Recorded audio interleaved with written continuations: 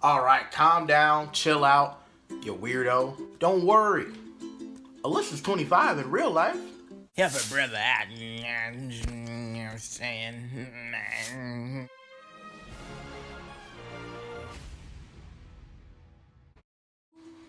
This is my review of the masterpiece that is End of the Effing World. Literally everything about this show I love. Everything. I know I did a review of only the first episode, but then I found out every episode is like 22 minutes. I could have did a review by just finishing it that night. I'm ashamed of myself. But let's get to it. Episode 2. There is a joke that Chris Rock once said that if you never thought about killing a woman or choking a then you've never been in love. And that is exactly what James wants to do. James wants to kill Alyssa. That is the only reason he's going along with her.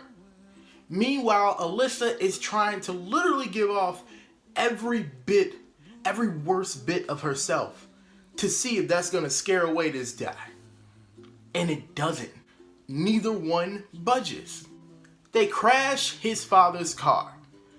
Alyssa does not care one bit that they crashed the car. Meanwhile, James is like, I just ruined my dad's car. Alyssa, opposite spectrum, is like, buy another car.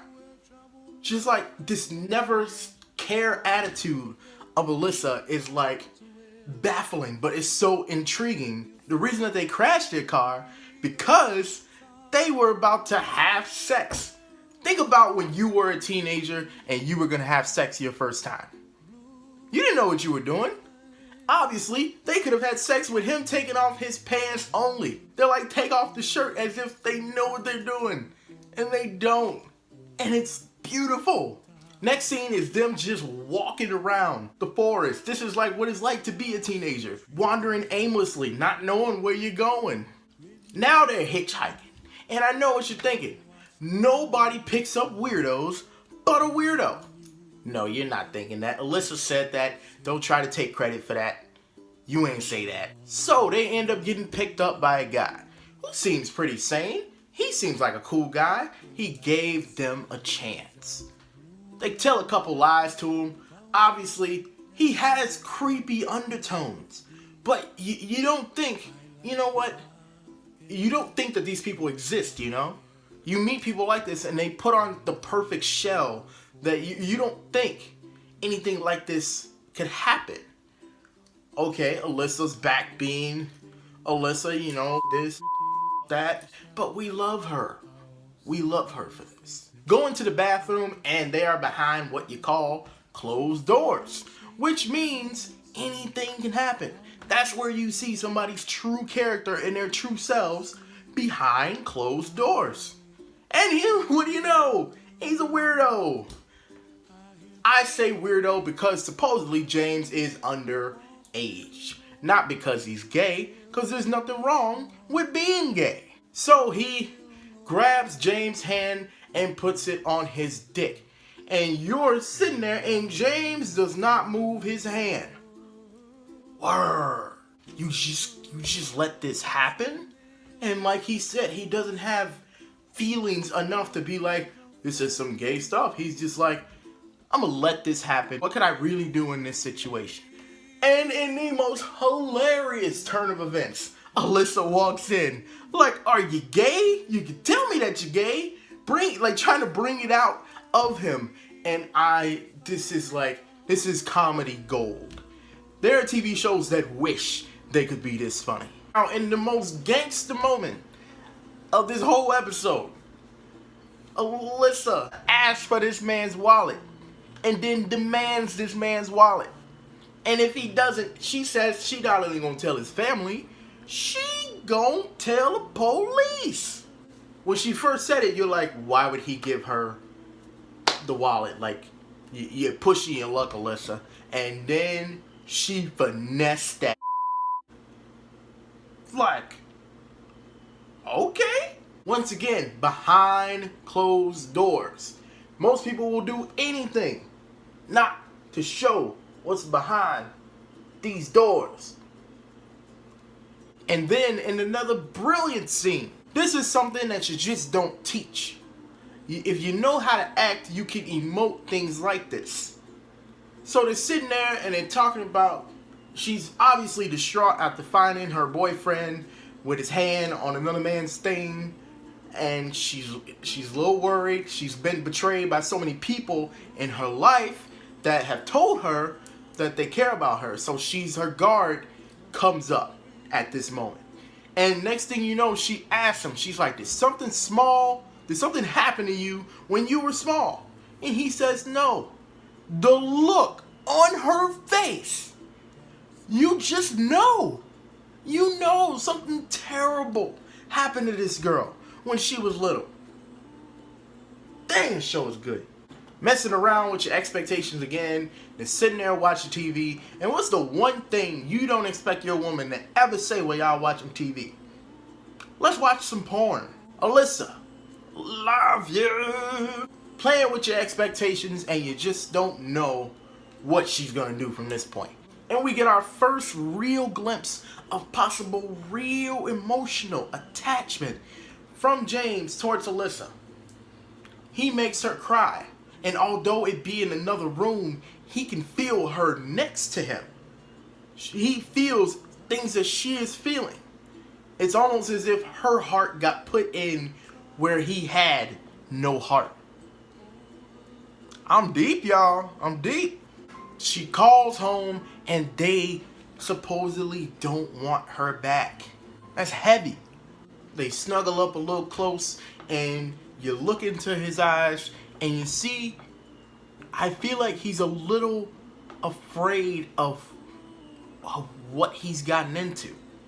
Not just the whole running away part, but he is starting to feel for this woman and he doesn't even know himself. He's understanding somebody else and he doesn't even know himself. And that's just like, it's scaring the crap out of him.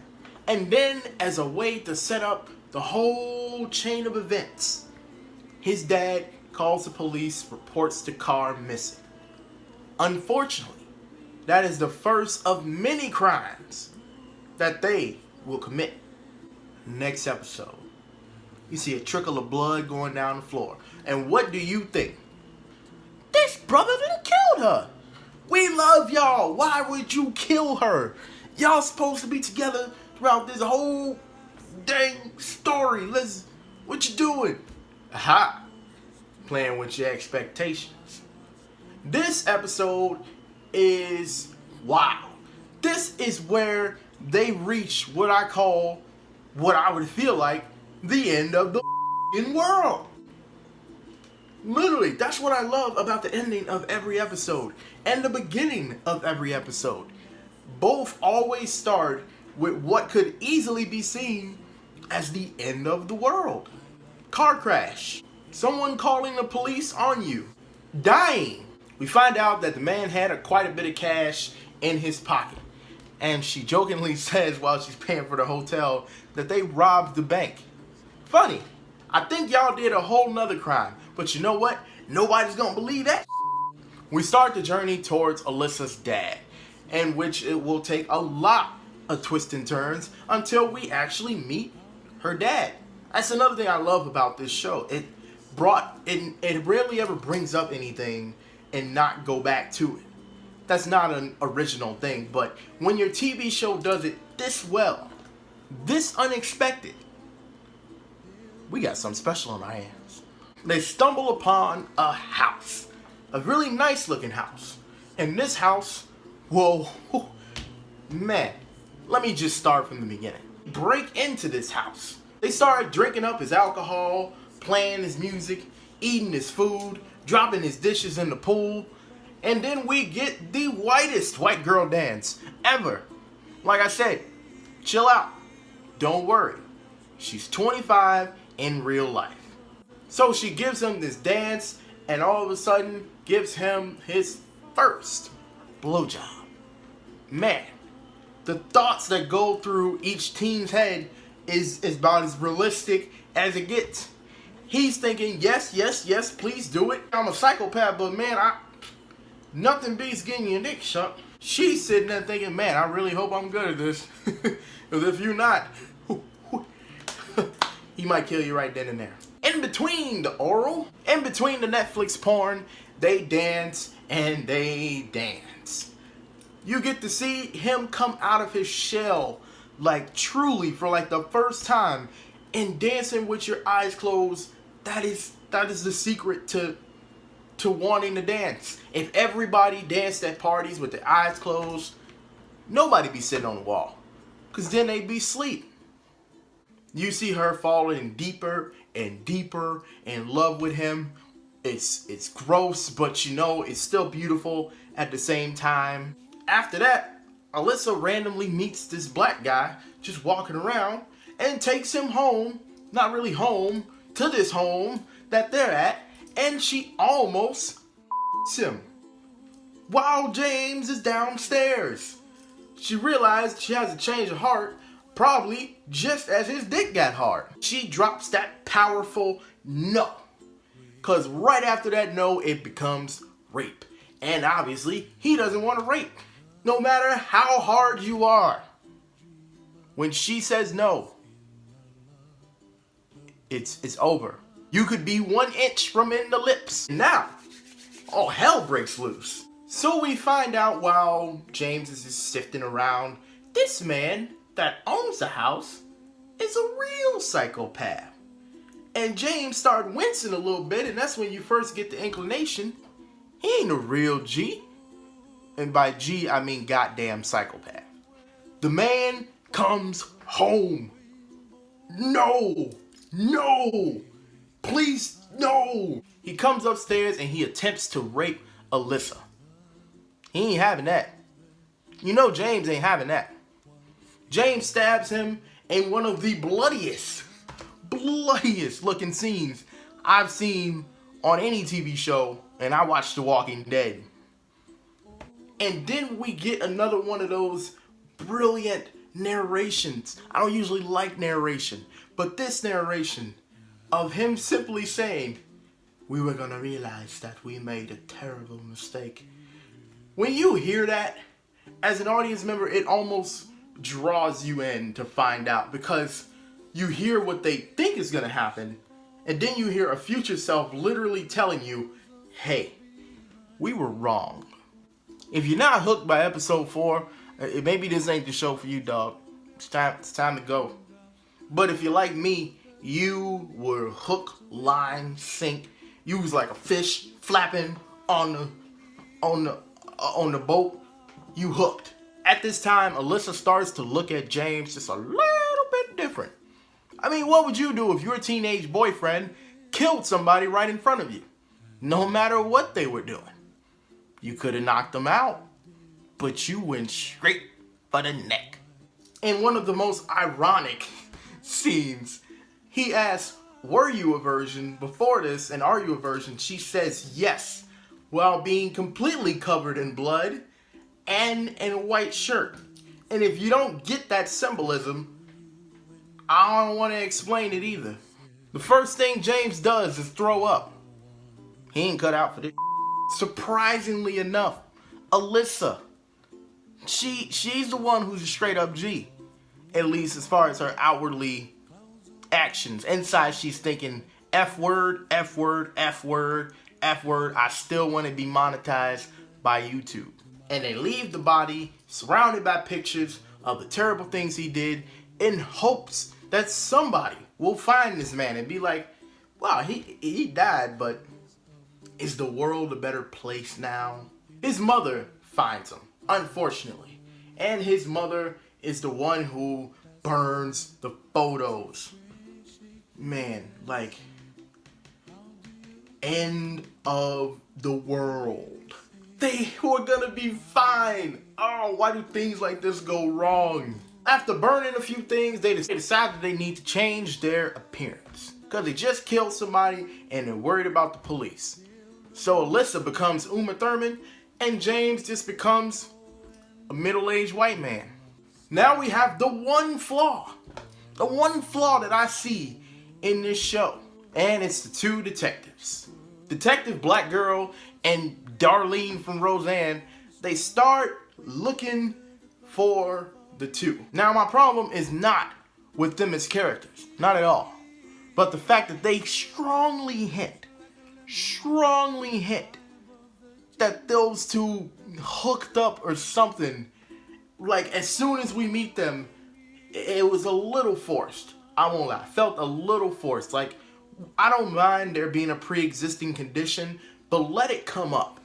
Don't try to, like, play towards that. Like, oh, hey, you're standing next to somebody you tried to hook up with the other night.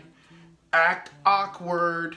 At the crime scene, act awkward. You would bring it up at a crime scene. That's what you would do. That's what you would do. Hi, I'm the director. Hey, she's just complimenting her coat. There's no way that they're lesbians. They interviewed that guy that Alyssa almost did it with, and he remembers very little, but all they really need, is a name. And he gives the name of James. The first breadcrumb to these two possibly, maybe, at the end getting caught. So they're sitting in the diner and they're talking, and Alyssa starts to freak out a little bit, and it starts to dawn on her that they killed somebody. Not they specifically, more like, James, you killed somebody. And she decides to leave him. Yeah, that's gonna work out well for both of you. He reaches for her hand, and in a very powerful move, for the first time, she does not want to be touched by James. Oh, boy. Hey, we're back with those lesbian cops. Let's hint a lot at them being lesbians. Oh yeah, and they have a crime to solve. Because what do you do with somebody that you're having sex with at work? You constantly talk about it at work. Wait, no you don't. Alright, now. I'm gonna act like I ain't about to cry now.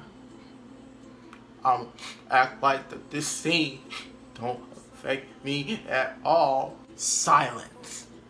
Silence. The one thing that most people fear. It's the reason why people have so many friends. It's the reason why people listen to music. It's the reason why people watch TV. It's the reason why people watch me on YouTube. Subscribe. And he talks about how the effect of silence is on a person. When you are alone with your own thoughts and your own feelings, you're either gonna get some lemons or lemonade. You ain't getting no fruit punch. That's the analogy I said, and I'm sticking with it. At the end of this episode, James and Alyssa, they're apart, and oh god no. James let these kids beat him up because once again he wanted to feel something else. The pain that he was feeling inside, he wanted to physically feel it. Doesn't make sense to most people, but hey, we're not all psychopaths. And he calls the cops and the screen goes black. Just have to wait till next week to find out what happens next. Just kidding, it's streaming. We get a little scene of James with his mama when he was little. It's a heartwarming little scene. Heartwarming because that little boy got some big ass eyes. So she tells him that she loves him, and what does she do? Plunge right into the water. Commit suicide in front of her son. This show is up. For the first time since that midday booty call, Alyssa and James are apart for a long period of time. James out here talking to people about how his mom killed herself. You thought he was gonna report the crime that he committed. Nah. They talk to his dad, and they talk to the other kids' parents, Alyssa's parents, and they get a feeling of they don't know why James would run away, but they definitely know why Alyssa ran away. The man decides that he's going to put James in touch with social services, which would also put him in touch with police. So James runs. Alyssa's story during this episode is very interesting because she gets her period. And for all of you thinking, ew, blood on her hands, we all got blood. So she decides, once again, her lack of materialism and care for materialism comes through even more because she decides to steal some panties and a bra. Or at least it was just panties at first, but then she stole that again. And she ends up in trouble with the security guard. And he has to get called away. Luckily, when he gets called away, she can escape. But she overhears a parent looking for their daughter. Alyssa's heart is huge. It's surrounded by this big boulder rock, but it's huge. So she decides to bring the girl back at the discretion that she has to get caught. Just kidding. She didn't really have to get caught. She could have just let the little in the door and closed it and ran away, but that's not interesting. It's literally the one character decision that I look at and I'm like, oh yeah, those lesbian cops. Huh. You know, let's just keep hinting at how lesbian they are. And what is a very romantic, illogical move, he goes back to that diner that him and her were at and he just waits. He just waits. Because he knows in his heart, if she loves him, she'll come back. And she does. The security guard lets her go. He lets her go. She steals some panties. And she goes back to him. Like, it's not even original. It's just heartwarming. I mean, if you're on a diet and you eat a burger, why don't you just get some fries and be like, you know what? We're going all the way. That's the thought after this murder. So they decide, you know what? We killed a guy. We probably won't get less sentencing or less punishment if we just, steal a car. James knows how to hotwire a car. Hey, you can't win it all. It amazes me how, every movie just knows nothing will make you feel more attached to a character than just watching them sing in the car. We all do it. Even if you don't have a car, you do it. You sing in the car. So that's why numerous characters from numerous movies, they sing in a car. And you just feel closer to them. One of my favorite things about this show is when you hear the narration of what's going on in their head, just how much it mirrors what I'm thinking. As they're walking in that store, I'm like, she doesn't have the money for this. He doesn't have the money either. What are they gonna do? All hell breaks loose. In another scene of cruel irony, the lesbian cops are talking to James' dad. And he says he's not dangerous. And then James does something dangerous. Comes in acting like he's got a gun in his coat. The woman calls a bluff. She's like, you don't have a gun. And she asks, okay, what kind of gun is it? And James knocks it out the park with his description of the gun. And once again, she's thinking the same things I'm thinking. Yes, James. Yes. Because you're rooting for these two. No matter what bad stuff they do, you are rooting for both of them to make it out of no matter what crazy situation that they get into. They put that bitch in the freezer. And they meet this other kid whose life sucks. And they talk him into doing some dumb shit.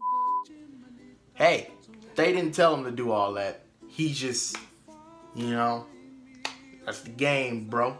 So they ditch his crazy ass, leave him at the gas station to deal with all the crap that just happened. She calls her parents to let them know, hey, y'all never gonna see me again. So the cops find out that this guy that they killed was some kind of snuff film director who was killing women and people. And they decide, here's the thing. They have committed too many crimes from after that murder for us to act like that this isn't a big deal. You almost start to think, wait a second. If they had turned themselves in exactly after they committed that crime, would they be better off? It's another what if and a million what ifs in this show that will never be answered. We meet Alyssa's dad, and surprise, he's a piece of shit. Not yet though. Alyssa is infatuated by her dad. No matter what he says, it simply is her seeing herself in him and understanding why she is the way she is, almost allowing her to accept herself even more despite any insecurities she might have had before. James, on the other hand, is looking at this logically. He is realizing there is something off about this man. Something. Just can't put his little crazy finger on it. Then we slowly get revealed how crazy he is. First scene, pissing on the beach, dick out. Okay, let's keep going. Shirtless knife throwing. That's a really sane thing to do. They're interviewing both parents now in the same room, telling them about everything that has happened. And once again, we realize this is why Alyssa wanted to run away. They're about to go out on her dad's boat, and we find out her dad is a drug dealer. Alyssa sees it as, you know what? There are worse people in the world.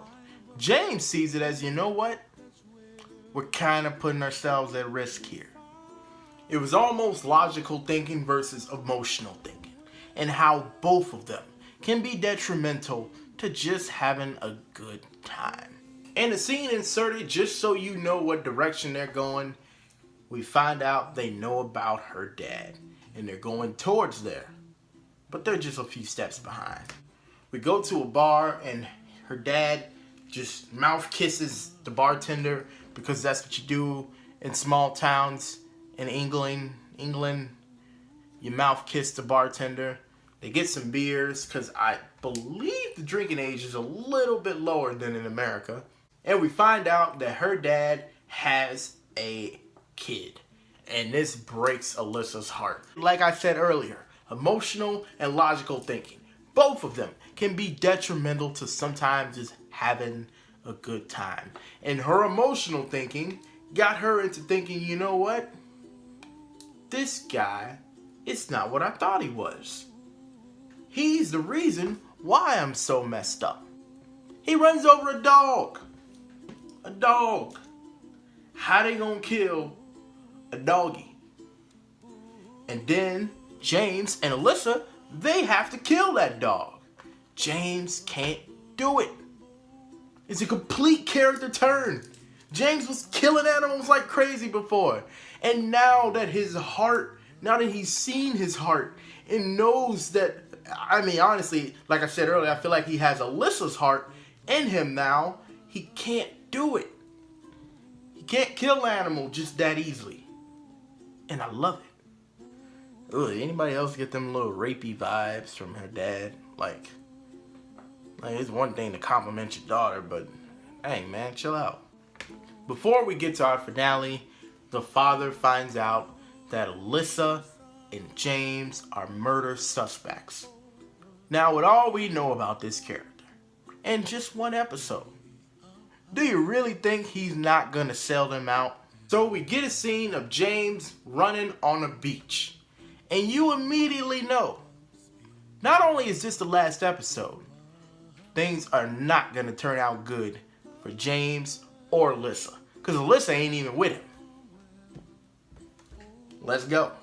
We start out with them on the beach, and they're about to have sex. But wait a second, the writers are geniuses, and we remember, hey, she just got raped not too long ago.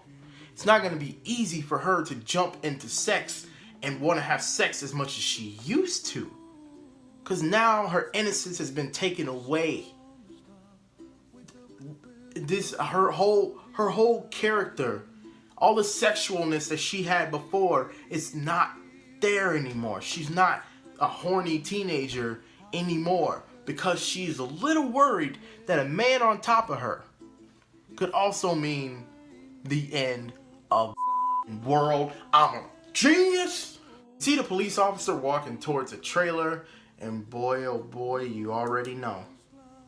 It is her father's trailer, which they happen to find before the woman that her father used to mess with, her father's baby mama, didn't tell them where he lived. So I don't know how they got that information. Probably just missed it within the plot or whatever. But she knocks on that door, and you just know it. You just know this is the beginning of the end. Or at least the middle of the end. Because the beginning of the end was like a really long time ago. They decide to go back to the dad's house. And, you know, what'd you think was going to happen? Not this. The dad is acting a little fishy here. And James feels it too. But Alyssa is still slightly infatuated with her dad and wants him to be what he is not. Just like this image that she has in her head of her dad. That's what she wants him to be. Unfortunately, he's not. He attempts to get them to admit to the crime that they did. And James sees that and knows that. He even calls the police on him.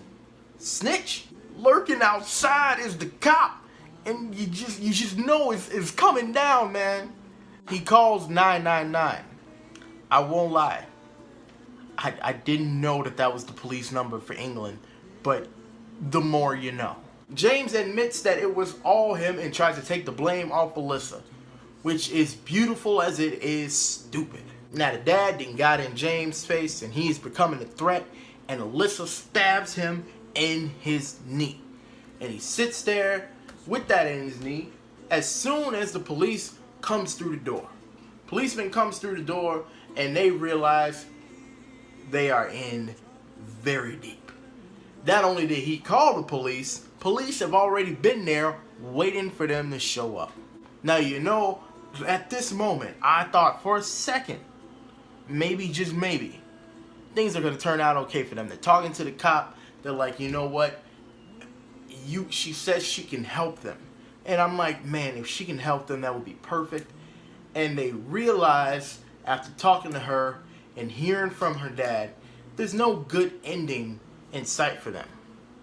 There's no way they're going to let them just go and be together after all of this. There's just no way. So, they knock out the cop. Hey, what would you do?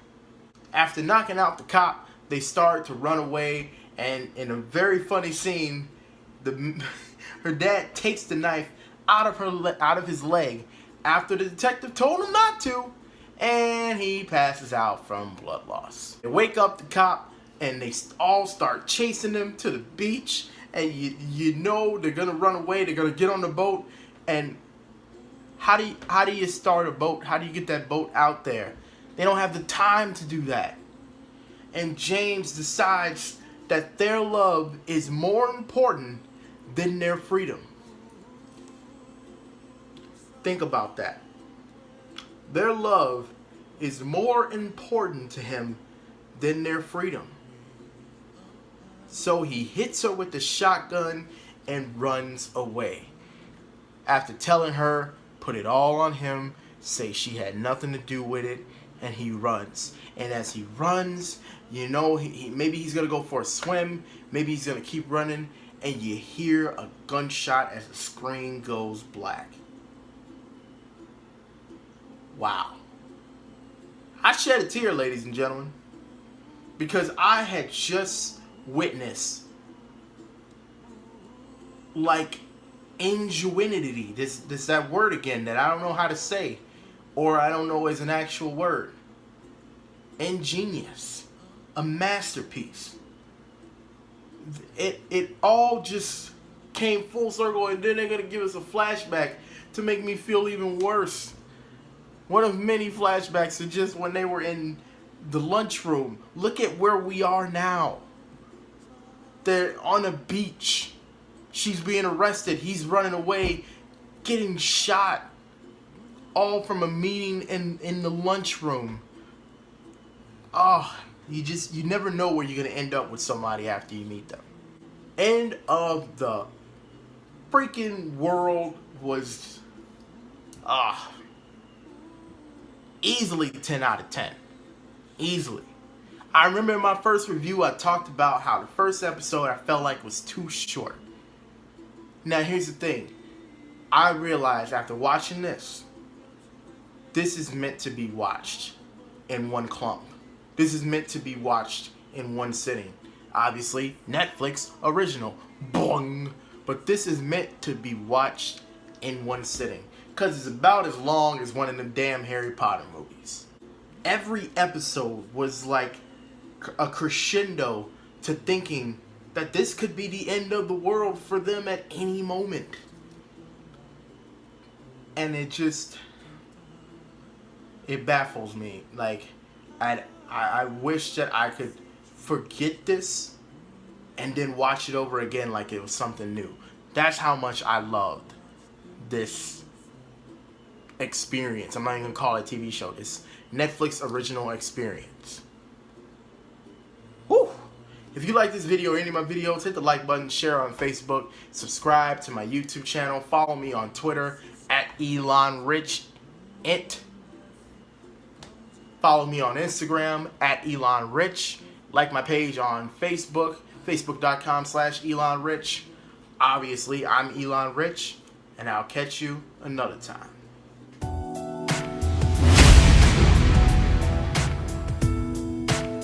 Now look at you walking in here looking all pretty and angry and mean and good. I know you didn't get your hair done, so you can just sit down and just sit still. Hey, we trying to have a good time tonight. Let's go, baby. Let's go.